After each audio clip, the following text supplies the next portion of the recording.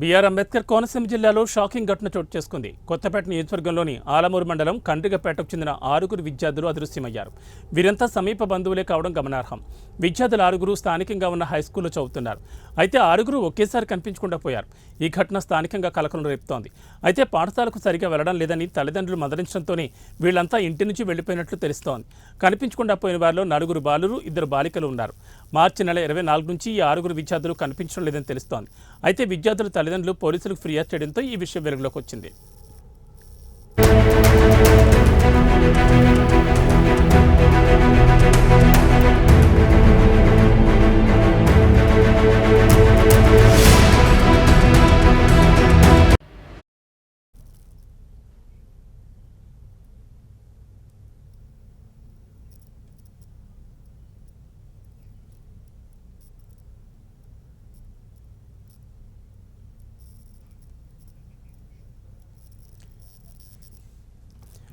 వీళ్ళందరూ బంధువులే కావడం, అందరూ కూడా కొత్తూరు జెడ్పీ ఉన్నత పాఠశాలలో చదువుతుండడంతో కలిసే ఎక్కడికైనా వెళ్లారా అనే అనుమానాలు కలుగుతున్నాయి.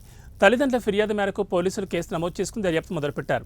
ప్రత్యేక బృందాలు ఏర్పాటు చేసి గాలింపు చర్యలు చేపట్టారు. ఇదే సమయంలో వీరి 6 ఆచూకీ తెలిపిన వారికి 10,000 రూపాయల నగదు బహుమతి కూడా అందజేస్తామని కొత్తపేట డీఎస్పీ సుంకర మురళీమోహన్ పేర్కొన్నారు.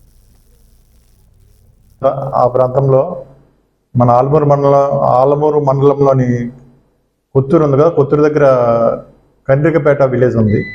ఆ కండ్రిగపేట విలేజ్లో ఈ చిన్నపిల్లలు వీళ్ళు మొత్తం 6 పిల్లలు, 2 అమ్మాయిలు 4 అబ్బాయిలు, వీళ్ళంతా కూడా ఒక ఏరియా వాళ్ళే, సేమ్ కులము. దాంట్లో ఒక 2 అయితే అన్నా చెల్లెలు ఉన్నారు. ఇంకో అమ్మాయి ఏమో వాళ్ళ కజిన్. వాళ్ళు మిగిలిన 3 పిల్లలు కూడా వాళ్ళ బంధువుల పిల్లలే. అక్కడ మొత్తం అంతా ఇంటర్ రిలేటెడే, అదే పేటకి సంబంధించిన వాళ్ళు.